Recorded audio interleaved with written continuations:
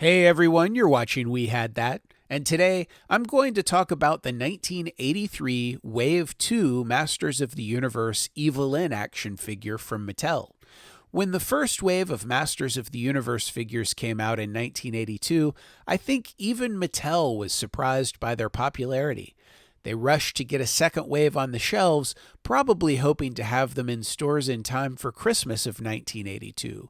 Whether or not they met that goal is unclear, but they were certainly at least out by early in 1983.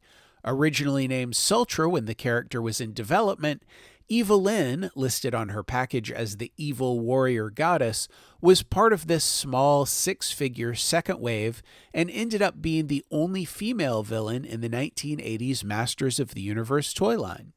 As was common practice with the original Masters of the Universe figures, the Evil Lyn action figure used many pieces that already had molds. Evil Lyn was essentially just a newly sculpted head on a repainted Tila body. Her skin was yellow and her outfit was two shades of blue, dark blue and light blue. Evil Lyn came with a crystal ball attached to a long handle so that she could hold it like a scepter. The crystal ball and scepter was molded in a light blue that matched the light blue parts of her outfit, but it also glowed in the dark, which I didn't realize until recently.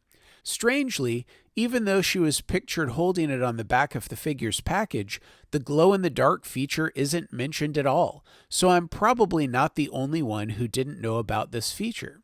And speaking of the crystal ball pictured on the back of the package, there were actually two drawings that showed Evil Lyn holding it, and in both drawings, the crystal ball handle is much shorter than the actual toy, which makes me wonder if the crystal ball was originally going to have a short handle just long enough that Evil Lyn could hold it, and was changed at some point in the development process.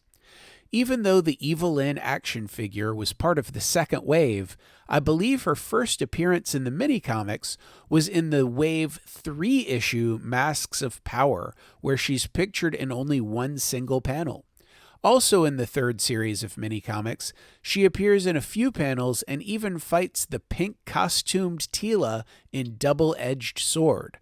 Her third and final appearance in the third series mini-comics was in the issue Clash of Arms, where she's mostly seen as an advisor to Skeletor. Interestingly, Clash of Arms is easily the mini-comic I see packaged with Evil Lyn the most often, and the mini-comic that seems to include Evil Lyn the most. This comic features Clawful, Jitsu, Fisto, and Webstore, all of whom are Wave 3 figures. That makes me wonder, even though Evil Lyn is supposed to be a Wave 2 figure, how many Evil Lyn figures were actually on the shelves during the second wave? I have seen her packaged with the second wave comics The Ordeal of Many-Faces, The Power of Point Dread, and The Magic Stealer, but none of those mini-comics feature Evil Lyn, and I don't see her packaged with those anywhere near as frequently as Clash of Arms. I believe Evil Lyn's only Series 4 appearance is a small one in Hordak, The Ruthless Leader's Revenge. I'm pretty sure her final appearance in the mini-comics is a more impressive role in the Series 5 issue Between a Rock and a Hard Place. In addition to the mini-comics, there was a series of Masters of the Universe books by Golden Books in the 1980s. In the 1985 book, New Champions of Eternia, we learned that Evil Lyn was originally a scientist on the crew of a spaceship piloted by Queen Marlena from a faraway planet, and Evil Lyn's name was originally Evelyn Powers. While Marlena fell to the good side of Eternia and was found by the good King Randor, who eventually asked Marlena to marry him, Evelyn and the rest of the crew fell to the dark side of Eternia. Marlena didn't hear from her again until this point in this book. It turned out that Skeletor and the dark magic of Eternia turned Evelyn into Evil Lyn. Although Evelyn Powers' storyline didn't make it into the 1980s toy line or the Filmation cartoon or even the mini-comics, the Evelyn Powers name is used in her biography for the Masters of the Universe Classics line, but the rest of her origin story was changed significantly. Although the mini-comic version of Evil Lyn looked a lot like the toy with blue clothes and yellow skin, she looked quite different in the Filmation cartoon. Her character in the cartoon had skin closer to a natural pale pinkish color, and she wore purple clothes rather than blue. She was also given a black cape, which was quite different from the 1980s action figure. When Masters of the Universe returned in the early 2000s, Evil Lyn took on a new look. Later in the 2000s, both the original toy version and the later version were released for the Masters of the Universe Classics line. Since then, several other lines have released both versions of Evil Lyn as well. Evil Lyn was voiced by Linda Gary in the Filmation cartoon. Linda also voiced Teela and the Sorceress, among others.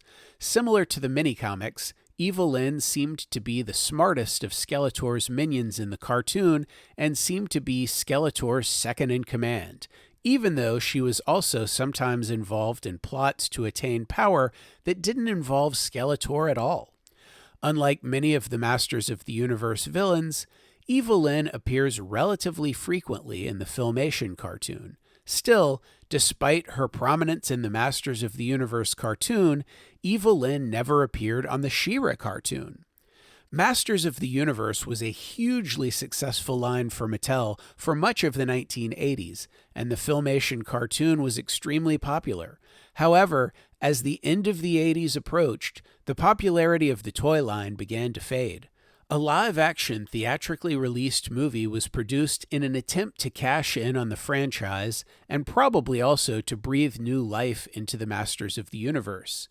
The movie was generally considered to be pretty terrible and was millions of dollars away from making back its budget at the box office. Over the years, there have been some Masters of the Universe fans who have come to view the movie as campy and fun, but at the time of its release, it was pretty much a disastrous flop. The budget was probably a huge part of the problem. Budget constraints led the filmmakers to decide that most of the movie would take place on Earth. Plus, many of our favorite characters were not present in the movie at all. Trapjaw, for example, a clear fan favorite, wasn't even mentioned. Characters who were present often didn't look like the toy versions or the cartoon versions at all. The way that Teela was costumed in particular was a huge disappointment for me.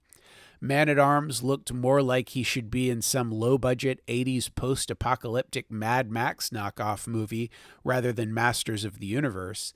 Skeletor, played by Frank Langella, did look cool despite looking dramatically different from the way I was accustomed to seeing him as a toy or in the cartoon. Evil Lyn did appear in the film, played by Meg Foster, and even though she didn't look much like the toy or the cartoon version, I thought they at least did a decent job of transforming this fictional character into the live-action movie. She was certainly better than Beastman, who was, in my opinion, extremely different from any version I've seen of this character before. What did you think of the Masters of the Universe Evil Lyn figure? Did you have her as a kid? Was she a favorite of yours, or was she just a random figure who didn't see much action? Tell me in the comments below. Also, please give this video a like, share it on social media, and if you enjoy my content, please subscribe to my channel and hit that notifications bell. And one last thing, if you collect toys, you should know about ToyLanta, one of the biggest toy shows in the southeastern United States, held annually just north of Atlanta, Georgia. Visit ToyLanta.com for more information. As always, thanks for watching.